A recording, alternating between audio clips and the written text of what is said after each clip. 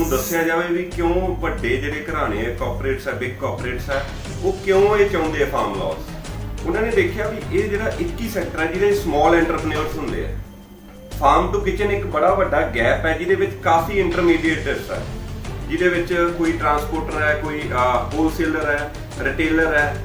ਇਹ ਕਹਿੰਦੇ ਵੀ ਕਿਉਂ ਨਾ ਅਸੀਂ ਇਹ ਸਾਰਾ ਕੁਝ ਆਪਦੇ ਅੰਡਰ ਕੀਤਾ ਜਾਵੇ। ਫਾਰਮਰ ਰੌਲਾ ਪਾ ਰਿਹਾ ਉਹਦੇ ਤੇ ਅਰਬਨ ਕੰਜ਼ਿਊਮਰ ਲਈ, because urban consumer is most affected by essential commodities law। ਜਿਹੜਾ ਇਹ ਸੀਡ ਕਹਿਣਗੇ ਉਹ ਆਪਾਂ ਨੂੰ ਗਰੋ ਕਰਨਾ ਪੈਣਾ, ਉਹ ਇਹ ਆਪਦੀ ਮਰਜ਼ੀ ਨਾਲ ਸੀਡ ਦੇਣਗੇ, ਮਰਜ਼ੀ ਨਾਲ ਫਰਟੀਲਾਈਜ਼ਰ ਦੇਣਗੇ, ਮਰਜ਼ੀ ਨਾਲ ਸਾਰਾ ਕੁਝ ਦੇਣਗੇ। ਜਦੋਂ ਆਪਾਂ ਉਹਨੂੰ ਗਰੋ ਕਰਾਂਗੇ ਉਹਦੀ ਆਊਟਪੁੱਟ ਤਾਂ ਜਿਹੜੀ ਆਉਣੀ ਹੈ ਉਹ ਇਹਨਾਂ ਨੇ ਲੈ ਜਾਣੀ ਹੈ। ਉਦੋਂ ਜਿਹੜੇ ਆਫਟਰ ਇਫੈਕਟਸ ਹੈ ਉਹ ਆਪਾਂ ਨੂੰ ਫੇਸ ਕਰਨੇ ਪੈਣੇ, ਤਾਂ ਆਪਾਂ ਮਜਬੂਰ ਹੋ ਜਾਾਂਗੇ, ਕਿਸਾਨ ਮਜਬੂਰ ਹੋ ਜਾਊਗਾ ਇਹਨਾਂ ਨੂੰ ਦੋਵੇਂ ਹੱਥੀ ਇੱਕ ਪਰੋਸ ਕੇ ਜ਼ਮੀਨ ਦੇਣ ਵਾਸਤੇ।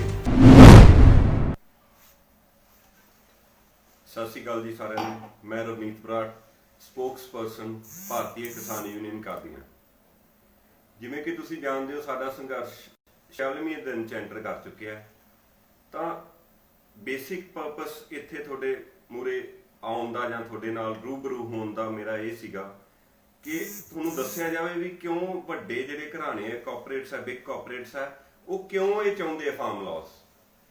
ਇਹਦੇ ਪਿੱਛੇ ਕੋਈ ਇੱਕ ਦਿਨ ਦੀ ਪਲੈਨਿੰਗ ਨਹੀਂ, ਜਾਂ ਕੋਈ ਇਹ ਨਹੀਂ ਕਹਿ ਸਕਦੇ ਵੀ ਉਹ ਤੁਸੀਂ ਕਿਸੇ ਉਹਨਾਂ ਦੇ ਆਲ ਆਫ ਸਡਨ ਉਹਨਾਂ ਦੇ ਮਾਈਂਡ 'ਚ ਆ ਗਿਆ। ਉਹਨਾਂ ਨੇ ਦੇਖਿਆ ਵੀ ਇਹ ਜਿਹੜਾ 21 ਸੈਕਟਰ ਹੈ ਜਿਹਦੇ ਸਮਾਲ ਐਂਟਰਪ੍ਰੀਨਿਓਰਸ ਹੁੰਦੇ ਆ। ਸਮਾਲ ਐਂਟਰਪ੍ਰੀਨਿਓਰਸ ਕਿਹੜੇ ਹੁੰਦੇ ਆ, ਜਿਵੇਂ ਕਿ ਤੁਸੀਂ ਲਾ ਲਓ ਇੱਕ ਤਾਂ ਪਹਿਲਾਂ ਫਾਰਮਰ ਖੁਦ ਵੀ ਇੱਕ ਐਂਟਰਪ੍ਰੀਨਿਓਰ ਹੈ ਬਹੁਤ ਛੋਟੇ ਲੈਵਲ ਦਾ, ਫਿਰ ਇੱਕ ਛੋਟਾ ਦੁਕਾਨਦਾਰ ਹੈ ਜੀ ਪੈਸਟੀਸਾਈਡ ਵਾਲਾ, ਫਿਰ ਉਹਦੇ ਨਾਲ ਜਿਹੜੇ ਛੋਟੇ ਐਂਟਰਪ੍ਰੀਨਿਓਰ ਹੈ ਜਿਵੇਂ ਕਿਸੇ ਦੇ ਕੋਲੇ 2 ਟਰੈਕਟਰ ਟਰਾਲੀਆਂ ਜੀ, ਜਾਂ ਕਿਸੇ ਕੋਲੇ ਕੋਈ ਇੱਕ ਟਰੱਕ ਹੈ ਜੀ। ਇਹ ਸਾਰੇ ਬੰਦੇ ਕੋਰਿਲੇਟਡ ਹੈ ਇਹਦੇ ਨਾਲ। ਜਦੋਂ ਇਹ ਬਿਗ ਕਾਰਪੋਰੇਟਸ ਨੇ ਦੇਖਿਆ ਕਿ ਇਹਦੇ ਵਿੱਚ ਇੱਕ ਬੜਾ ਵੱਡਾ ਗੈਪ ਹੈ, ਇੱਕ ਫਾਰਮਰ ਦੇ ਪ੍ਰੋਡਿਊਸ ਤੋਂ ਲੈ ਕੇ ਜਿਹੜੇ ਐਂਡ ਯੂਜ਼ਰ ਤੱਕ, ਕਿਚਨ ਤੱਕ, ਫਾਰਮ ਟੂ ਕਿਚਨ ਇੱਕ ਕਹਿੰਦੇ ਇਹਨੂੰ, ਹਨਾ, ਇਹਦਾ ਵਰਡ ਹੈ ਜੀ।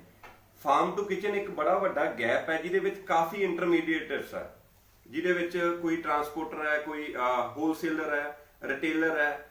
ਇਹ ਕਹਿੰਦੇ ਵੀ ਕਿਉਂ ਨਾ ਅਸੀਂ ਇਹ ਸਾਰਾ ਕੁਝ ਆਪਦੇ ਅੰਡਰ ਕੀਤਾ ਜਾਵੇ। ਕਿਉਂਕਿ ਦੇਖੋ ਜੇ ਇੱਕ ਉਹਨਾਂ ਨੇ ਟਰਾਂਸਪੋਰਟਰ ਹੈ, ਸਪੋਜ਼ ਟਰਾਂਸਪੋਰਟ ਵੀ ਉਹਨਾਂ ਦੀ ਆਪਦੀ ਹੋਗੀ, ਉਹਨਾਂ ਦੀ ਹੋਲਸੇਲ ਵੀ ਆਪਦੀ ਹੋਗੀ ਤੇ ਰਿਟੇਲ ਵੀ ਆਪਦੀ ਹੋਗੀ। ਦੇਖੋ ਕਿੱਥੋਂ ਲੈ ਕੇ ਕਿੱਥੋਂ ਤੱਕ ਉਹਨਾਂ ਨੇ ਬਿਜ਼ਨਸ ਕੰਟਰੋਲ ਕੀਤਾ। ਜਿੱਦੋਂ ਤੱਕ ਫਾਰਮਰ ਤੋਂ ਲੈ ਲਿਆ ਤੇ ਉਧਰ ਐਂਡ ਯੂਜ਼ਰ ਤੱਕ, ਕਿਚਨ ਤੱਕ ਨਹੀਂ ਪਹੁੰਚਦਾ, ਸਾਰਾ ਕੁਝ ਉਹਨਾਂ ਦਾ। ਫਿਰ ਉਹਨਾਂ ਨੇ ਕੀ ਕਰਨਾ ਹੈ, ਇਹਦੇ ਵਿੱਚ ਇੱਕ ਇਸ ਫਾਰਵਰਡ ਜਿਹਨੂੰ ਕਹਿ ਸਕਦੇ ਹਾਂ ਆਪਾਂ, ਜਿਹੜੇ ਇਹਦੇ ਵਿੱਚ ਇੰਟੀਗ੍ਰੇਸ਼ਨ ਹੈ, ਇੱਕ ਜਿਹੜੀ ਬੈਕਵਰਡ ਇੰਟੀਗ੍ਰੇਸ਼ਨ ਹੈ ਉਹਦੀ ਇਹ ਕੀ ਹੈ। ਸਪੋਜ਼ ਉਹ ਆਉਂਦੇ ਆ ਆਪਣੇ ਕੰਟਰੈਕਟ ਫਾਰਮਿੰਗ 'ਚ ਆਉਂਦੇ, ਕੰਟਰੈਕਟ ਫਾਰਮਿੰਗ ਕਰਦੇ ਹੋ, ਸਪੋਜ਼ 1000 ਏਕੜ ਦਾ ਕੰਟਰੈਕਟ ਲੈਂਦੇ ਆ, ਨੀਅਰ ਬਾਏ ਦਾ ਲੈਂਡ ਇਕੱਠਾ ਕਰਦੇ ਆ, 5-4 ਪਿੰਡਾਂ ਦਾ ਇਕੱਠਾ ਕਰਦੇ ਆ, ਉਹਦੇ ਵਿੱਚ ਫਾਰਮਿੰਗ ਕਰਦੇ ਆ। ਕੀ ਕਰਦੇ ਆ, ਜਦੋਂ ਵੱਡੀ ਕੰਟਰੈਕਟ ਫਾਰਮਿੰਗ ਹੁੰਦੀ ਹੈ, ਜਦੋਂ ਪਰਚੇਸ ਕਰਨਗੇ ਸੀਡਸ ਤੋਂ ਸਟਾਰਟ ਕਰ ਲਓ, ਜੇ ਉਹ ਸੀਡ ਪਰਚੇਸ ਕਰਨਗੇ 1000 ਏਕੜ ਦਾ ਤਾਂ ਉਹਨਾਂ ਨੂੰ ਕਿੰਨਾ ਡਿਸਕਾਊਂਟ ਮਿਲੂਗਾ ਬਲਕ ਦੇ ਪਰਚੇਸਿੰਗ 'ਚ। Same for fertiliser, same for pesticide. ਹਰ ਚੀਜ਼ ਦਾ ਜਿਹੜੇ ਜਿੰਨੇ ਇਹਦੇ ਨਾਲ ਕੋਰਿਲੇਟਡ ਬੰਦੇ ਆ ਉਹ ਹਰ ਬੰਦੇ ਨੂੰ ਉਹ ਖਤਮ ਕਰ ਰਹੇ ਆ। ਤੁਹਾਨੂੰ ਇਹ ਲੱਗਦਾ ਹੋਣਾ ਵੀ ਇੱਥੇ ਇਕੱਲਾ ਕਿਸਾਨ ਬੈਠਾ ਹੈ ਤੇ ਕਿਸਾਨ ਦੀ ਉਹ ਜ਼ਮੀਨ ਹੜਪਣਾ ਚਾਹੁੰਦੇ ਆ, ਜਾਂ ਕਿਸਾਨ ਤਾਂ ਦੁਖੀ ਹੈ। ਅਸੀਂ ਇਸ ਗੱਲੋਂ ਦੁਖੀ ਨਹੀਂ ਜੀ, ਸਾਡਾ ਸਾਰਾ ਭਾਈਚਾਰਾ ਇਹਦੇ ਨਾਲ ਮਰਦਾ ਹੈ। ਸਾਡਾ ਹਰ ਬੰਦਾ ਜਿਹੜਾ ਸਮਾਲ ਬਿਜ਼ਨਸ ਹੈ ਉਹ ਹਰ ਇਹਦੇ ਨਾਲ ਅਫੈਕਟ ਹੋ ਰਿਹਾ।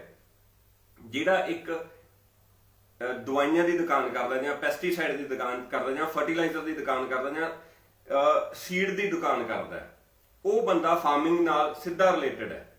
ਕਿਉਂਕਿ ਜੇ ਫਾਰਮਿੰਗ ਹੋਊਗੀ, ਛੋਟਾ ਫਾਰਮਰ ਹੈ 2, 4, 5, 7 ਕਿੱਲਿਆਂ ਵਾਲਾ, ਉਹਦਾ ਕੋਈ ਮਾੜਾ ਮੋਟਾ ਲੈਣ ਦੇਣ ਵੀ ਹੋ ਜਾਂਦਾ, 2-4 ਮਹੀਨੇ ਪੈਸੇ ਵੀ ਅੱਗੇ ਪਿੱਛੇ ਕਰ ਲੈਂਦੇ ਆ, ਤਾਂ ਉਹ ਉਹਦੇ ਕੋਲੇ ਜਾਂਦਾ, ਉਹਦਾ ਵਿਹਾਰ ਬਣ ਜਾਂਦਾ, ਉਹਦਾ ਇੱਕ ਪਰਿਵਾਰਕ ਵਿਹਾਰ ਬਣਦਾ। ਜਦੋਂ ਵੱਡੇ ਕਾਰਪੋਰੇਟਸ ਆ ਗਏ, ਬਿਗ ਬਿਜ਼ਨੈਸਿਸ ਆ ਗਏ ਇਹਦੇ ਵਿੱਚ, ਤਾਂ ਉਹ ਸਾਰਾ ਬੰਦਾ, ਹਰ ਵਰਗ ਉਹ ਖਤਮ ਹੋਊਗਾ। ਉਹਦੇ ਨਾਲ ਕੀ ਅੱਗੇ ਕੀ ਹੋਣਾ, ਉਹਦੇ ਨਾਲ ਬੇਰੁਜ਼ਗਾਰੀ ਹੋਰ ਵੱਧ ਜੂਗੀ।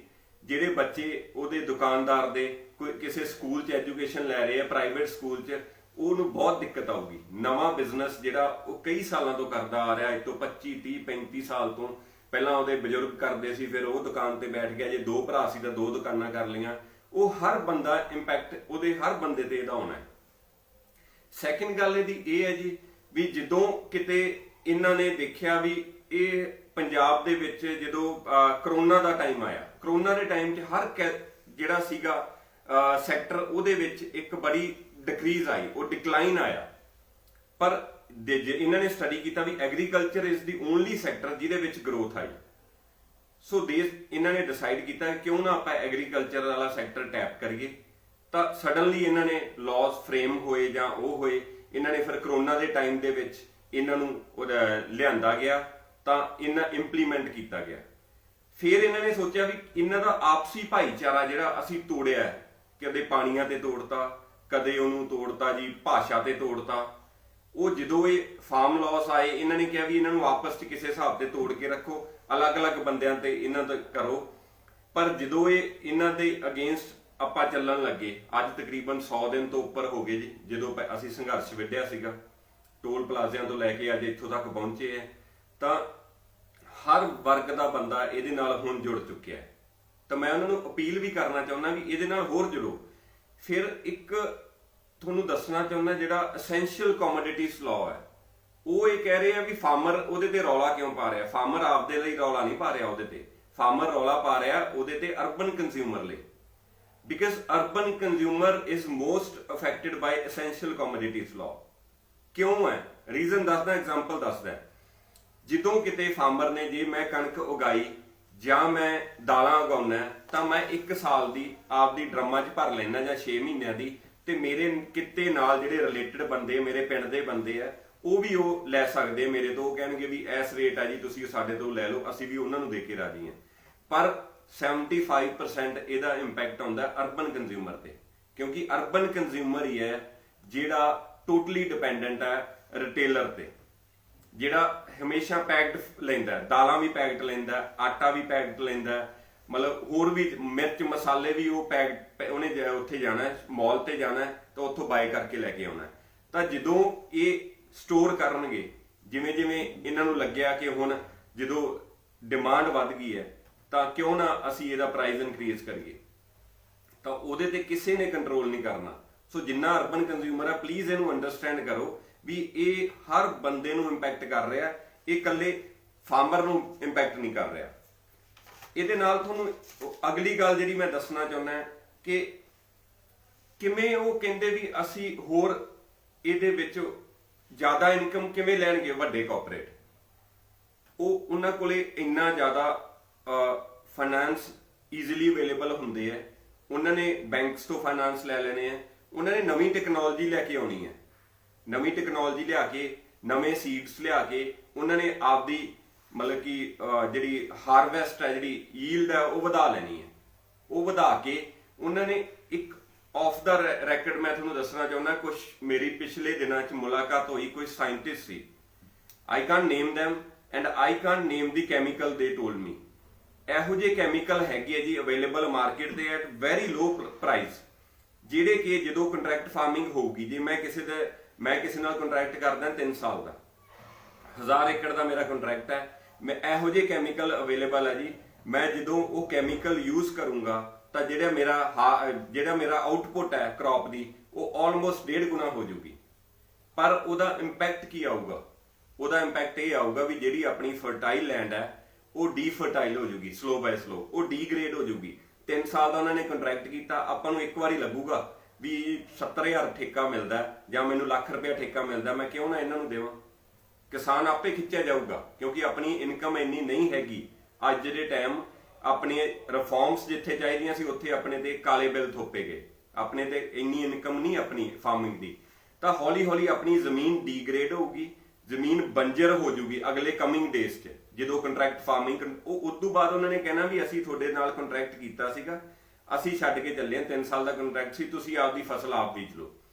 ਜਦੋਂ ਆਪਾਂ ਆਪ ਬੀਜਣ ਲੱਗਾਂਗੇ, ਆਪਣੇ ਤੋਂ ਉਹ ਪਹਿਲਾਂ ਵਾਲੀ ਉਪਜਾਊ ਨਹੀਂ ਰਹਿਣੀ ਜ਼ਮੀਨ, ਕਿੰਨੀ ਮਰਜ਼ੀ ਕੋਸ਼ਿਸ਼ ਕਰ ਲਿਓ।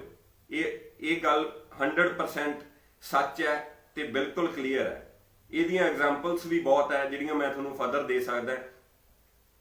1965-66 ਦੇ ਵਿੱਚ ਕੀ ਹੋਇਆ, ਜਦੋਂ ਇਹਨਾਂ ਨੇ ਕਿਹਾ ਵੀ ਤੁਸੀਂ ਜਿਹੜਾ ਆਪਣੇ ਗਰੋਥ ਵਧਾਈਏ, ਆਪਾਂ ਨੂੰ ਪੈਡੀ ਦੀ ਰਿਕੁਆਇਰਮੈਂਟ ਹੈ, ਇਹਦੇ 'ਚ ਜ਼ਿਆਦਾ ਗਰੋਥ ਕਰੀਏ ਜਾਂ ਵੀਡ ਦੀ ਜ਼ਿਆਦਾ ਰਿਕੁਆਇਰਮੈਂਟ ਹੈ ਇਹਦੀ ਕਰੀਏ, ਉਦੋਂ ਰਸ਼ੀਆ ਤੋਂ ਸੀਡ ਆਇਆ।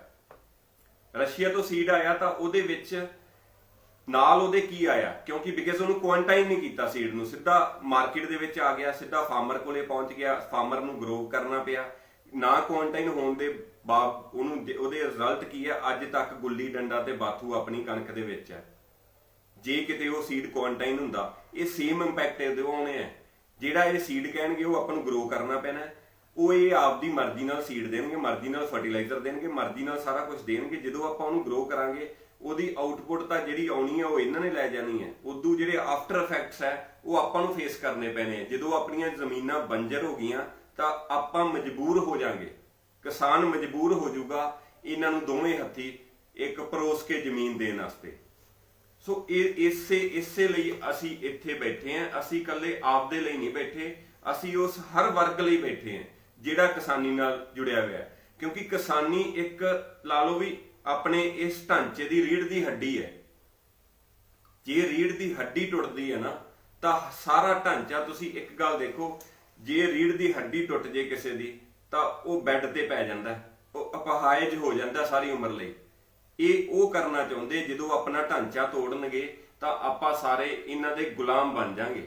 ਆਪਾਂ ਇਕੱਲੇ ਕਿਸਾਨ ਨਹੀਂ ਇੱਥੇ ਕੰਮ ਕਰੂਗਾ, ਹਰ ਛੋਟਾ ਦੁਕਾਨਦਾਰ ਵੀ ਇਹਨਾਂ ਦੇ ਕੰਮ ਕਰੂਗਾ, ਹਰ ਜਿਹੜਾ ਤੁਸੀਂ ਲਾ ਲਓ ਵੀ ਰੇਹ ਸਪਰੇ ਵਾਲਾ ਵੀ ਇਹਨਾਂ ਕੋਲ ਕੰਮ ਕਰੂਗਾ, ਟਰੈਕਟਰ ਟਰਾਲੀ ਵਾਲਾ ਵੀ ਇਹਨਾਂ ਦੇ ਅੰਡਰ ਕੰਮ ਕਰੂਗਾ, ਜਿਹੜਾ ਟਰਾਂਸਪੋਰਟਰ ਕਹਿੰਦਾ ਆਪਦੇ ਆਪ ਨੂੰ ਉਹ ਵੀ ਇਹਨਾਂ ਕੋਲੇ ਕੰਮ ਕਰੂਗਾ, ਜਿਹੜਾ ਆਪਦੇ ਆਪ ਨੂੰ ਹੋਲਸੇਲਰ ਕਹਿੰਦਾ ਅੱਜ ਦੀ ਡੇਟ 'ਚ ਹੋਲਸੇਲਰ ਵੀ ਨਹੀਂ ਰਹਿਣਾ, ਉਹ ਵੀ ਇਹਨਾਂ ਦੇ ਅੰਡਰ ਕੰਮ ਕਰੂਗਾ, ਰਿਟੇਲਰ ਵੀ ਨਹੀਂ ਰਹਿਣਾ ਕਦੇ ਵੀ। ਇਹ ਹੋਊਗਾ, ਦੇਖੋ ਜਿਹੜੀਆਂ ਛੋਟੀਆਂ ਕਰਿਆਨੇ ਵਾਲੀਆਂ ਦੁਕਾਨਾਂ ਨਾਲ ਇਹਦੇ ਵੱਡੇ ਮਾਲ ਖੁੱਲਣਗੇ, ਵੱਡੀਆਂ ਸਟੋਰ ਖੁੱਲਣਗੇ।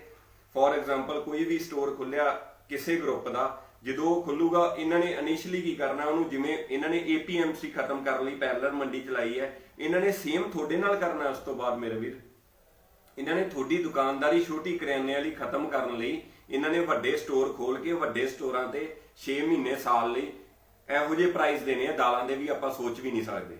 ਕਿਉਂਕਿ ਇਹਨਾਂ ਨੇ ਕੀ ਕਰਨਾ, ਇਹਨਾਂ ਨੇ ਮਾਰਕੀਟ 'ਚੋਂ ਕੰਪੀਟੀਸ਼ਨ ਖਤਮ ਕਰਨਾ। ਜਦੋਂ ਕਿੰਨਾ ਕੁ ਚਿਰ ਛੋਟਾ ਦੁਕਾਨਦਾਰ ਸਰਵਾਈਵ ਕਰ ਲੂਗਾ, ਉਹ ਹਰ ਮਹੀਨੇ ਦੀ ਇਨਕਮ ਨਾਲ ਆਪਦਾ ਪਰਿਵਾਰ ਚਲਾ ਰਿਹਾ, ਉਹਦੇ ਵਿੱਚ ਹੀ ਇਨਪੁਟ ਕਰ ਰਿਹਾ, ਉਹਦੇ ਵਿੱਚੋਂ ਹੀ ਆਊਟਪੁੱਟ ਕੱਢ ਕੇ ਆਪਦਾ ਸਾਰਾ ਰੋਟੀ ਪਾਣੀ ਚਲਾ ਰਿਹਾ। ਜਦੋਂ 6 ਮਹੀਨੇ ਉਹਦੇ ਕੋਲੇ ਗਾਹਕ ਘਟ ਗਿਆ ਤਾਂ ਐਂਡ ਆਫ ਦਾ ਡੇ ਉਹਨੂੰ ਵੀ ਦੁਕਾਨ ਕਲੋਜ਼ ਕਰਨੀ ਪਊਗੀ।